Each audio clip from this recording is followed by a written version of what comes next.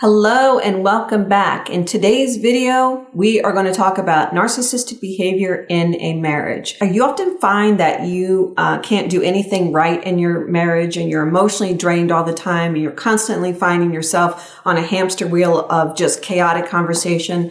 Well, you could be involved with a narcissist. And in today's video, I'm going to give you 3 key points to think about and to ponder as you go on this path of discovering whether or not you are with a narcissist. And if you already know you're with a narcissist, this video is also going to be helpful to you because I'm going to talk to you about some resources that you can avail yourself of that will be very helpful to your healing.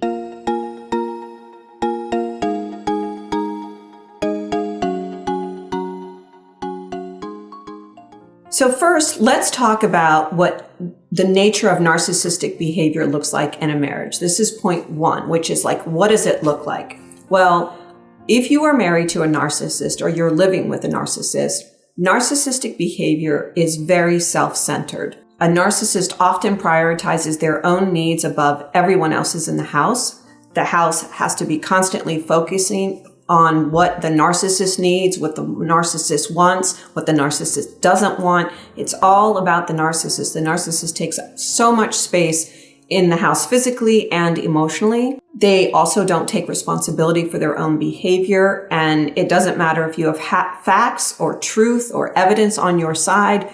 Narcissists don't care about any of that. They will be arguing with you about every single thing and you never get anywhere because the narcissist is constantly throwing accountability out the window and focusing on what you are doing wrong and what you are doing to disrupt the household. It's nothing is ever their fault. And their narcissistic behaviors, because it's so self-centered, being the non-narcissistic spouse, you are going to find that the imbalance in the relationship is really gut-wrenching when you finally realize that nothing is about you. Your wants, your desires are unimportant when it comes to living in this house with this narcissist. Let me give you an example of, they also lack empathy, right? And so that's part of the equation as well. So let me give you an example of what this might look like.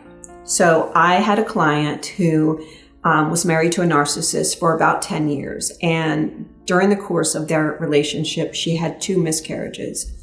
And during the time when she was recovering from these miscarriages, both times, the narcissist was constantly coming to the bedroom when she's trying to heal from that. The narcissist kept coming to the bedroom, telling her that she's being lazy and that she should just get up. And she couldn't understand why he was being so mean. And she couldn't understand why this human being who supposedly loves her is not being more caring and more gentle with the fact that they just lost a child. But it wasn't until the second miscarriage where she realized something is very off. And that's when she began to truly go on this path of figuring out if her husband was a narcissist. And from all accounts, it looks like he is, and she's no longer with him. But it was that second miscarriage where she began to realize that it wasn't just a fluke, him or having an off day. You know, she kind of chalked it up also to he was just upset about losing the baby too. But when he did it a second time, when they lost their second baby, she realized that this is just a person who just lacks empathy and does not care. And so that's kind of like an example of what it might look like if you're married to somebody who lacks empathy. And narcissists do, in fact, lack empathy. So point number 2 is, what kind of impact does this have on you as the non-narcissistic spouse? Well, you might be very, very lonely in this relationship. And like I said earlier, you're going to have this imbalance where you begin to realize that you don't matter. And this can have a real profound impact on your self-esteem. And you are likely finding yourself walking on eggshells and trying to appease the narcissist and trying to get in front of the abuse, trying to lessen the impacts that narcissist will have on you. So for example, if you know that your narcissist is very controlling and doesn't want you hanging out with your friends on the weekends, you might stop going out so that you don't upset the narcissist. And that achieves another thing that the narcissist wants, which is to isolate you so that you have no friends and that your family even leaves you, so that he or she is the only one that's feeding you anything, and that's mostly negativity. So if the narcissist can isolate you away from everyone that loves you, and the only voice you're hearing is yours and the narcissist, chances are that narcissist has you right where he wants you so that he can continue to inflict abuse on you, so that your self-esteem and your integrity, and not integrity, but your self-esteem and your, just the way you feel about yourself is so like on the floor. That's what they hope to do, so that they can continue to inflict this abuse on you, because they need you. They need you in order to carry out their mission. They need another body. And it doesn't matter if it's their children, their parent, their spouse, it doesn't matter. They need narcissistic supply to constantly feed their ego. And that will leave the non-narcissistic partner feeling this weight, this heaviness of emotional turmoil of like, I don't matter. In this relationship, I don't matter. And that can really be harmful to a person. So let's talk about point number 3, which are the strategies for coping and healing from narcissistic abuse. And the first thing I will tell you is the acknowledgement that this is happening to you is the best place to be. Because if you can acknowledge and accept that what is going on is actually going on, and you're not making excuses for it, and you're actually not looking internally thinking something's wrong with you, but you're looking at this person going, okay, this person is narcissistic, or there's something really off about this person, and I am in the best place that I can be to deal with it. If you can acknowledge and accept that it's not you and it's them, that is the first step in healing and coping with this. And the second thing I will tell you is that you need to prioritize your self-care. And by self-care, the first thing in that is to set boundaries. Boundaries repel narcissists. So I'm going to give you a very clear example of something that happened to one of my clients.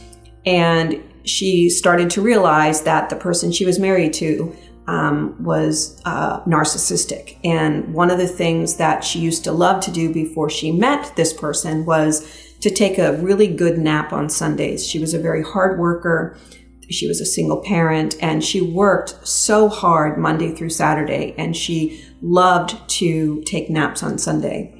But when she married this person, and she didn't know he was a narcissist, he began to call her lazy and good for nothing, and that she wasn't a good housekeeper and all this kind of stuff. And so she began to start to internalize that and began to think that that might be true. And she stopped taking naps on Sundays. And through our work, she started to build up her self-esteem again, and she ended up leaving the narcissist. Or before she left the narcissist, I started to encourage her to start taking naps in spite of what the narcissist would do. And he would throw adult tantrums. That's what we used to call them. He used to throw these adult tantrums because she began to prioritize her self-care, and she began to start napping on Sundays. In spite of what he said, in spite of what he did, in spite of the dishes he would throw, in spite of all of his behavior, she just started to do it anyway. And what she realized was, although he never began to accept and be happy for her to take a nap, but a narcissist won't ever do that. But what she did realize was that the world didn't fall apart because she started to take naps. Did she get in fights with him? Nope, she just let him carry on like an adult child. She let him do whatever he wanted to do. And if he made so much noise, she started to go to her mom's house and start to take naps on Sundays. And she just started to do it. And she realized that although he was never going to change, she was going to prioritize her self-care and start to take a nap. And what she also realized when she started napping at her mom's house, because this man would throw all kinds of tantrums, it was much quieter over at her mom's house. What she also realized was that she began to open up to her mom about what was really going on.